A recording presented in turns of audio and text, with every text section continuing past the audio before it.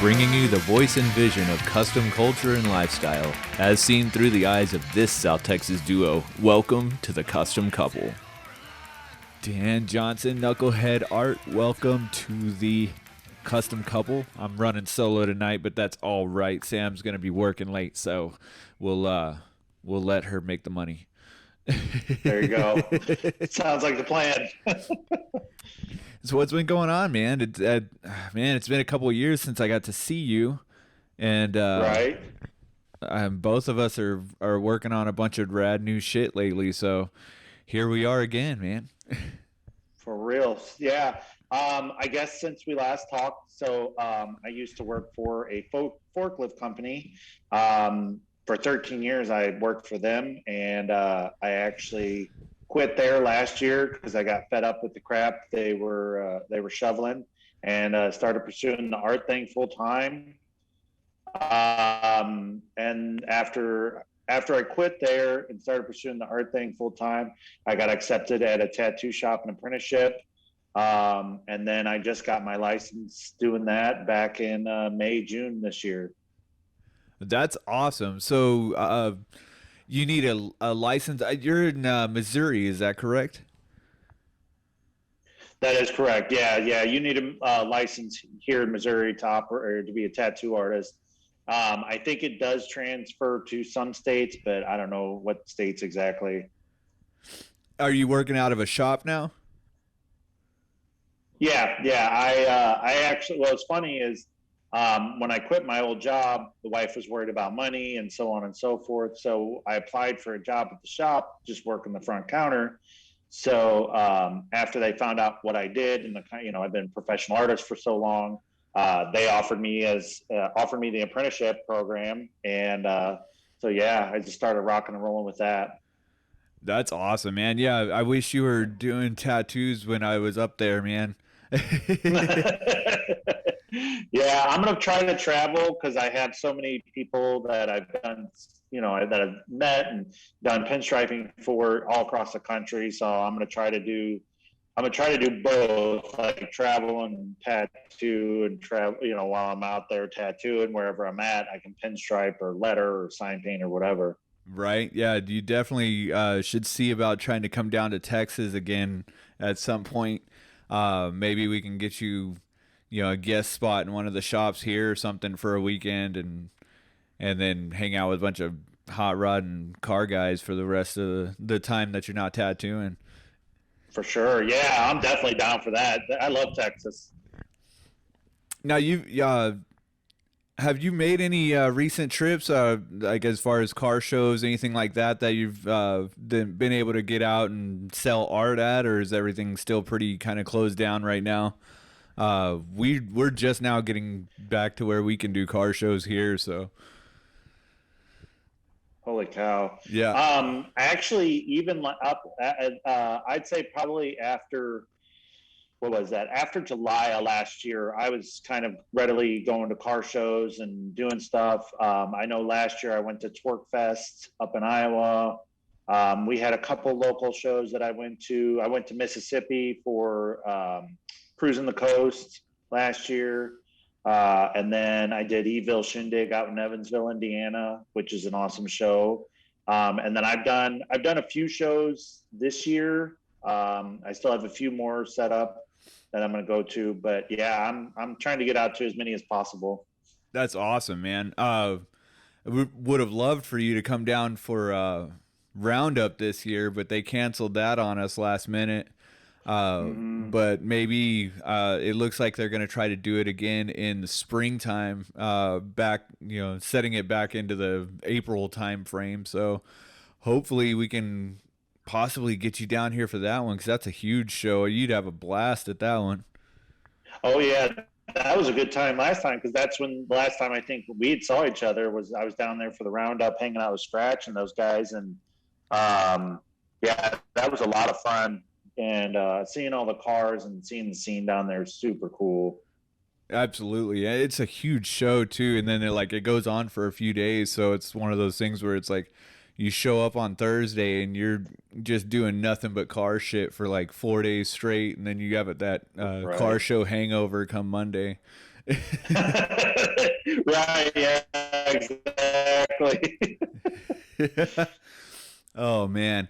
But so what's been new with your art as far as I know you're tattooing now, but you're still doing a lot of pinstriping and a lot of sign painting and stuff. Have you been fairly successful with it lately? Yeah, I've actually been staying pretty busy with both. It's kind of been a juggling act here lately with everything.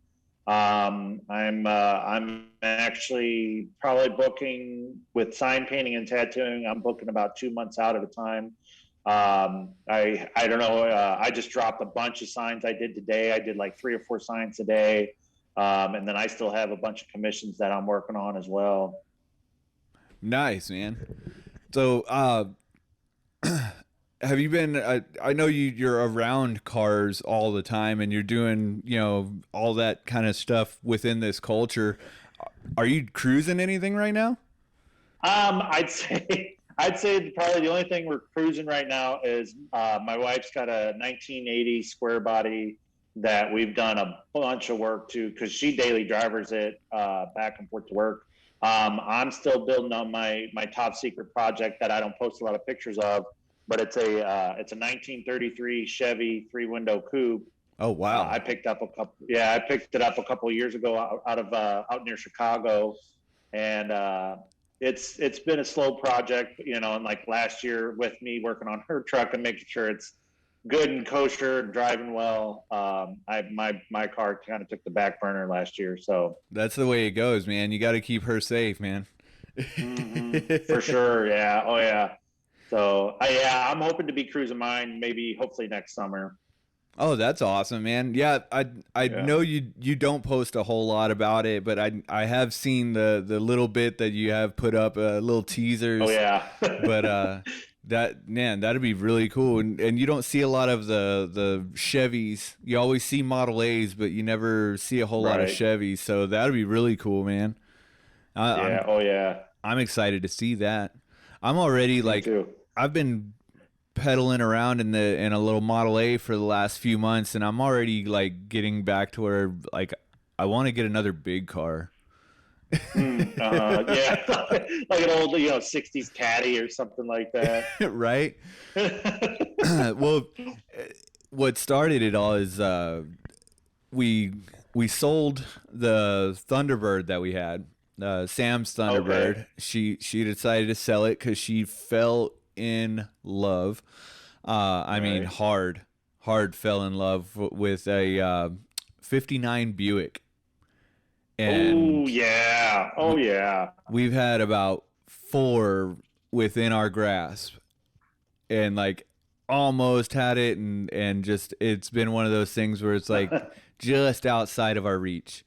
And on our last episode, we let the cat out of the bag that Sam found the one, and we were getting it. We actually had the guy that we're buying it from on the podcast. So shout out to Mike Paul. That's freaking sweet. Yeah. So she's been hunting for this car for so long, and now I'm getting the itch. It's like, man, I want to go back on the hunt and get another big car, do another custom.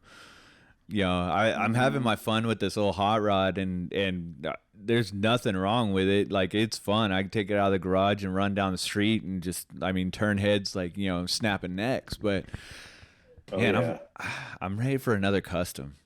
Maybe a little more comfort, a little more luxury. Right? Yo, absolutely. Yeah. Absolutely. This 6'3" guy getting in and out of that, it looks nuts, man. Few people we've gone live, and we'll go to the gas station on live, and people always comment when they see me get out of the Model A, and I'm it comes up to my hips. When I'm standing over the car putting gas in it, it's it barely comes up to my hips. So What Yeah. what are some of the custom touches you're doing to yours that we'll be able to see next year, hopefully? Well, I think for next year, you'll probably. So I'm building a very dry lake salt flat style. I got a lot of inspiration over the past few years from the Rolling Bones hot rods out of New York, I believe. I can't remember what's his face, but there was one guy you had that does documentaries on, and he followed those guys out to the salt flats a while back, and so I take a lot of inspiration from those guys. So hopefully I'll have the top chopped. Hopefully, with it, if it's running, I'll have a Buick 1960. I believe it's a 1964 Buick 401 nailhead in it. I'm gonna have I'll have some kind of nice salt flat style looking wheels to it. Louvered it up, hood, trunk, that kind of thing. It'll be a suicide front end.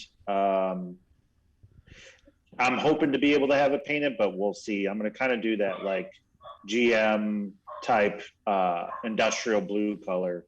So we'll see. We'll see how far. My main concern is having it being able to drive and stop and turn by next summer. Yeah. Yeah.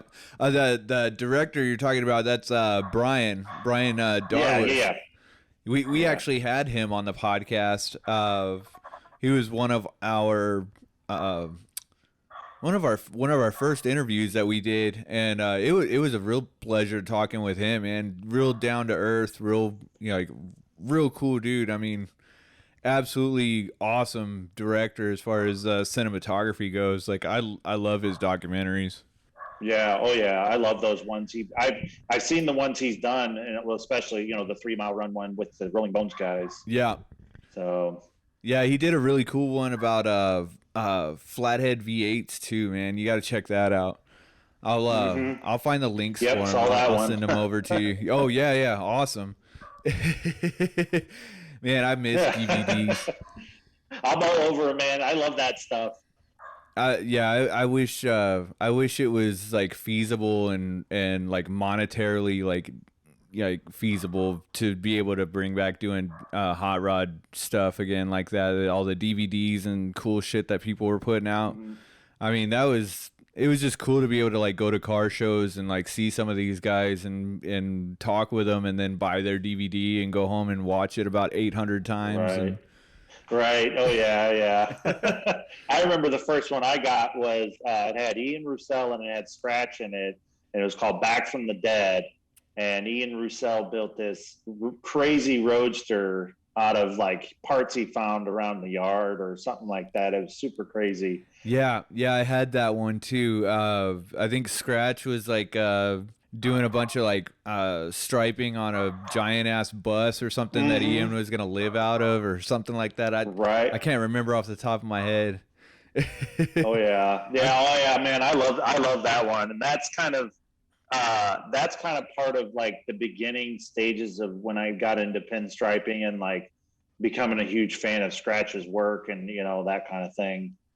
we talked to Scratch a while back. I mean, this was a few months ago, I guess, and we're gonna have him on the podcast, and we just couldn't get schedules to line up, and Right. he had a lot of shows coming up or something that he was trying to get prepared for, so he was super busy, but we still at some point are going to make a trip back up into the Dallas area and go sit down with him and talk with him. That's still in the Right books. on. It's still on a plan of ours. But man, we've been busy too, so it's like I can't even blame anybody else for being busy. I'm trying to keep my schedules open as much as possible, and it just doesn't work sometimes. Yeah, I hear you there. I'm the same way. I'm some days or some weeks it's 7 days a week. I'm going nonstop. Where where are you posting up most of your stuff right now as far as all of your artwork goes? Are you more on Instagram or on Facebook or a mixture of both? I'm kind of a mixture of both. I actually, so with my business page, my Knucklehead custom art page, I with my Instagram, I can actually as soon as I post something to Instagram, it'll automatically post it to my business page, quote unquote personal page. But I use it for most of my artwork for both tattooing and pinstriping. Oh, I got you. Okay.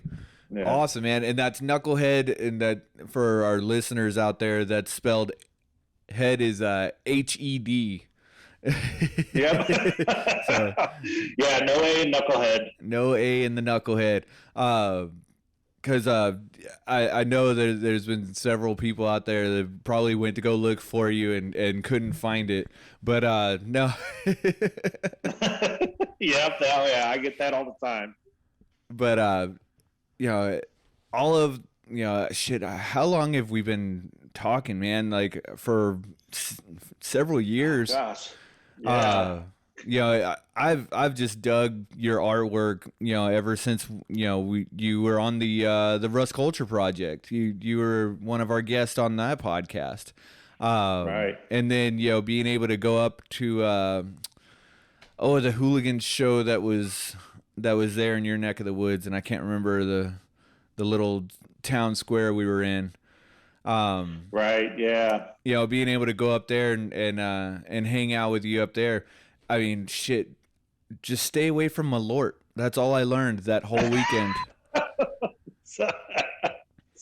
Well, so I don't know if you've seen this, but I'm actually right now I'm a prospect for the Hooligans. Oh, is that right? Car club, the Illinois. Yeah. Yeah. So yeah, I'm sure I'll be getting my fair share of Malort here soon. Oh God, no. Oh, yes. You know what? I had to step out of the Hooligans. Our chapter here in South Texas just didn't quite come to fruition. So they would have loved for me and Sam to stay in and just be what would you call it? Just rogue. Right. Yeah. But we kind of were at that point where I was hanging out with a lot of car people that I grew up with here, and they all started a new car club after having some drama with an old car club, and it just kind of made sense that I stepped out of the Hooligans and stepped into the Dead Texans car club here. But I'm still really good friends with all of the Hooligans and all of the chapters. I follow several of them nationwide. But that's really cool. You're prospecting for 'em, man. I hope that goes well. I'm sure it will. There's not any reason why it shouldn't. So yeah. Well, and it's funny. I'm gonna grab my lighter here. It's funny because I've known those guys for a long time, the Illinois chapter guys, and then I became real good friends with the Indiana chapter, and now the Indiana chapter guys. So I've been kind of like, when I started talking to them about it, they're like, well, you've been kind of a hang around for, a few years now. So it just kind of was like, that kind of made sense. But yeah, I really dig, I really dig the guys, and I really dig the vibe they have, and they've been real welcoming with me, and obviously supporting my artwork. I've done a bunch of stuff for those guys too, so it's been super cool. Man, that's awesome, dude. I wouldn't think of any other car club that you wouldn't fit just right perfect in. So that's really cool. Are you a greasy shark? Not yet, because from what I've gathered, the rules are you have to be able to drive. You drive your car, you work on your car, and then you got to own something pre-1972. So the one thing that kind of takes me out of it all is mine doesn't drive, and I do everything for my house. Yeah, you gotta drive it. You gotta work on it. You gotta have something old, and yeah. And I'm still the only one in Texas. Yeah. They were going to try to get me in, but I was like, well, I don't fill the three main criteria points, so I was like, I'm out for now. Yeah, I think Joe, Barber Joe, he was gonna make a trip down to Texas, and he only got as far as Dallas, and he didn't Okay. come. He didn't quite make it far enough south to come down and hang out with me. But that's all good. We're making plans for him to make another trip, and he was telling me that he wanted to get some more greasy sharks in Texas, and I was like, okay, well. I know several people that will fit the bill perfectly, but there's got to be two. You got to have two people get you in, so I can't be the only one running around making a bunch of sharks. Right? Yeah. Oh, they're gonna kill us for talking about it. Yeah, I know quite a few of them around here, so. Yeah, that's what I was surprised, but to find out you're not one yet. But I also know, yeah, you're right. You gotta have your car running and be able to drive it. So it's all good, man. You'll get there by next year, I'm sure. I'm sure by the time you get a plaque for the hooligans, they're gonna be trying to jump you into the sharks as well. Right? Yeah.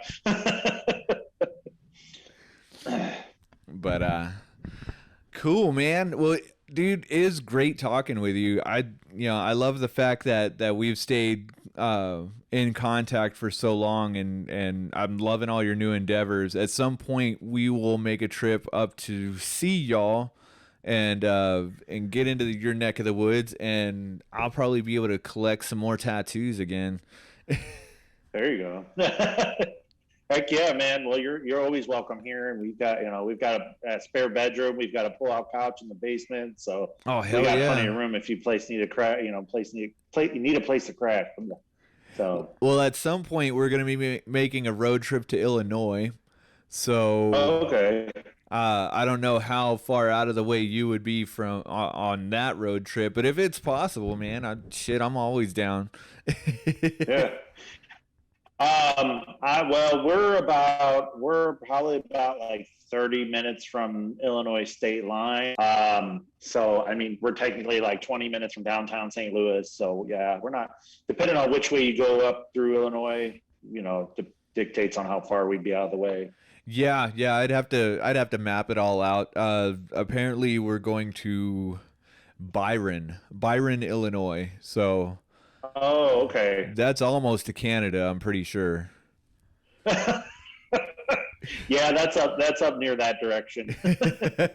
So I don't know how maps will take me, if it'll dip me too far if I try to take a side trip to St. Louis on that road trip, but we'll see. Well, I know when I go, because I've made the trip to Austin and that area several times, and I know usually I'll go straight down through like what is that road now? Now I'm drawing a blank. I feel like it's like 21, but I basically go straight through Missouri and straight into Oklahoma, or sometimes it'll take me through like Arkansas, like a section of Arkansas as well too.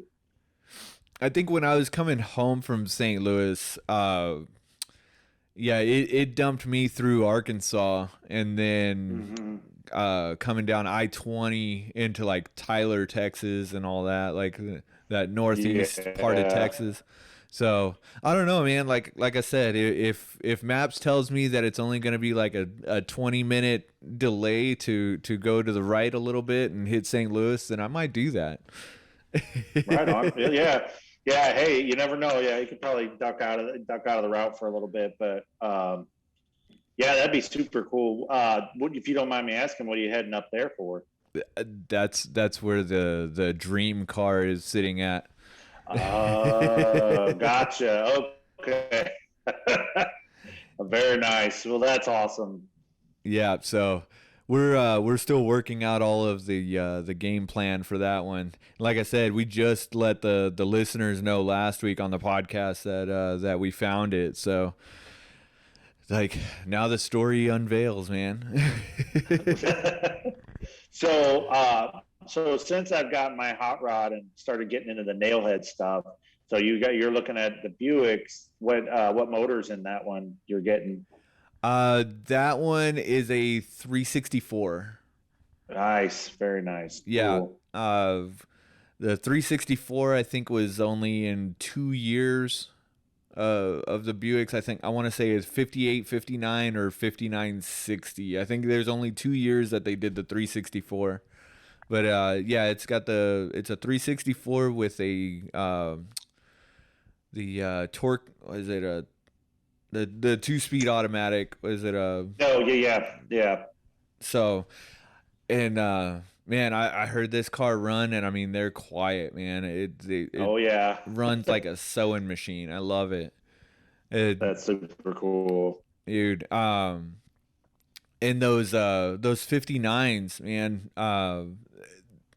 I just absolutely love everything about the body of them, the shapes of them, and but I think we even talked on the last podcast, man. Both of us are into like the Buicks and the oddball GM stuff, and Hmm.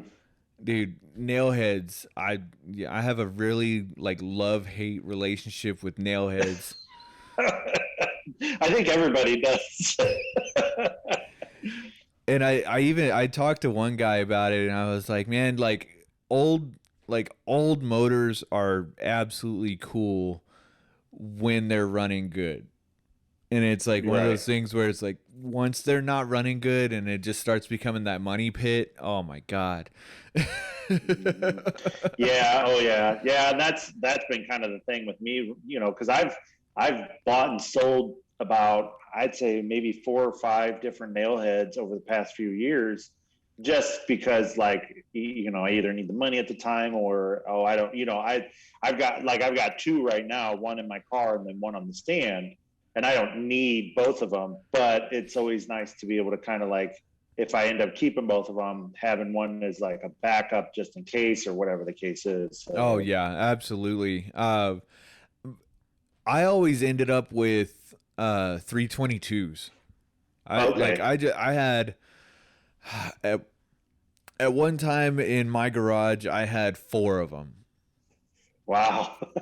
That's nice. Yeah, so my first Buick was a 56, and it was just a heap of junk. I mean, the only thing good about it was it was a hard top.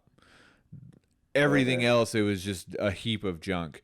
And at the time, I didn't hardly know anything about it. I just bought this car for nothing, put it in my Hmm. garage, and started tearing it apart. And I was like, I didn't know what I was doing, or I didn't have any kind of clue what the plan was for it even. And but the first thing I pulled out was the engine, and I stuck it in the corner. And then uh, I ran the numbers on it, and it said, the numbers came out saying it was a 322, and I was like, all right, that's cool. Well, I moved like 3 different times since then, like, and that engine moved with me. And you ever lug around a boat anchor? I mean, that Yeah. it's like, man, like I had some kind of attachment to this engine, and I could not figure out for the life of me why I was like going through the pains of picking it up and hoisting it around every time I had to move.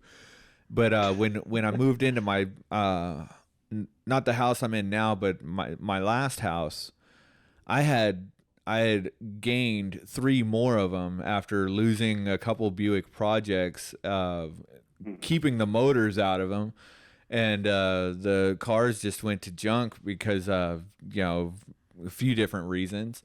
And I was like, I gotta get Right. rid of these engines. I gotta move. I gotta start selling off all the heavy shit because I don't want to move it anymore. But yeah, I always ended up with 322s. Wow. Yeah, I can't believe it, and I don't know what it is exactly yet. I haven't figured it out, but all the ones I've had, I think I've only had one 364, but all the other ones have been 401s, and so yeah, um, yeah, I'd love to collect a few more of them. Like I said, just to have as backups or whatever. Yeah, yeah, of course. Yeah, those 401s are the ones that like a lot of people really dig. Um, the 364s are good as well, but like I said, there was only 2 years on them, So the parts are a little bit different for them, and sometimes a little harder to find. One of the guys here in South Texas, he's actually one of our sponsors. Brant Martin, he runs Martin's Rod and Customs out of Lampasas. Oh yeah. He's a Buick guy, and Oh, nice. he's been talking cars and engines with me for a bit, as we've been on this hunt for finding the perfect one. Right. Well, that's cool. Yeah, I actually, my last visit down to Texas, I did some work for Martin's. I'd striped some stuff and did some lettering on a guy's truck. I'll do it. I'll do a little shout out to Flat Brim Farmer. I did some lettering and striping on his F100 he had there at Martin's shop. So, yeah, I'm familiar with Martin. That's awesome, man. Yeah. Oh, yeah. Flat Brim Farmer, man. I follow him on Instagram, and I got to meet him in person at Martin's. They had a crawfish run that we went up and got to hang out with them and stuff. So that's really cool. Yeah. So you did the lettering and the artwork on his truck? Yes, sir. Yeah. Oh, nice. I'll take a picture of it the next time I go see him, and I'll post it up and tag you in it. Cool. Thank you. I appreciate that. Yeah, it was kind of a trip because I not to get into too long of a story, but when I started pinstriping, I really wanted to start doing sign painting. And when I started doing all these trucks and cars, or I guess basically mostly old trucks, doing door logos like you see, I always wanted to be a sign painter, but then I started doing these trucks and doors. It finally dawned on me one day. I'm like, oh, this is sign painting. And so it kind of was like a trip. But when I came down to do his, I didn't have any stencil. Usually I have like a stencil ready to go. I didn't have a stencil or anything like that. He basically showed me a picture on his phone of the logo he wanted painted, and I'm like, all right, I'll make it happen. So I just kind of basically almost free-handed on and knocked it out for him. So, man, that's awesome, man. Thanks. Back in the 60s, my grandfather had a plumbing company, and he painted his own logo on the side of his truck. It's funny to think about, like, how you're making your whole your whole living out of doing art for people, and that's freaking awesome. That you're able to do that, and you're able to get into these niches, like sign painting and then tattooing, and then you're able to make a living out of that. But you think back when people just went out and did it.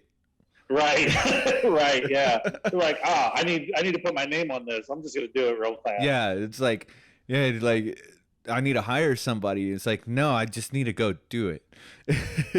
Yeah. how else are people gonna know I'm a plumber?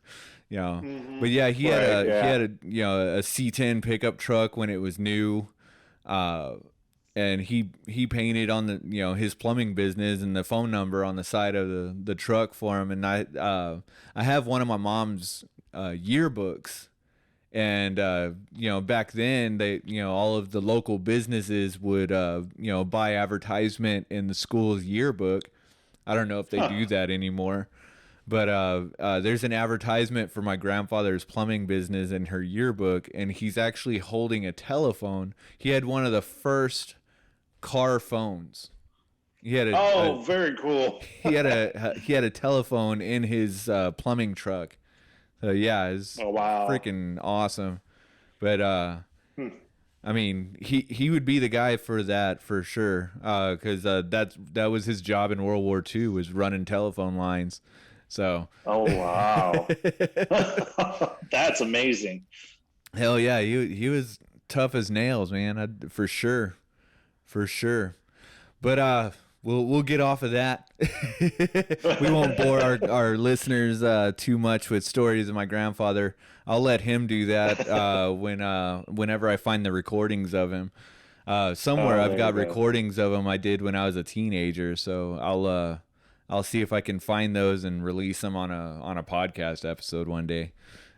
That would be dope. I'm fascinated with that stuff because it's kind of like a little sneak peek into, you know, a time in somebody's life, or you know, just like it's like you know, like in a history book, Absolutely, man. basically. So yeah. Absolutely. But I will let you get back to your normal day. I don't even know what day it is. The holiday weekend messed me up. Right.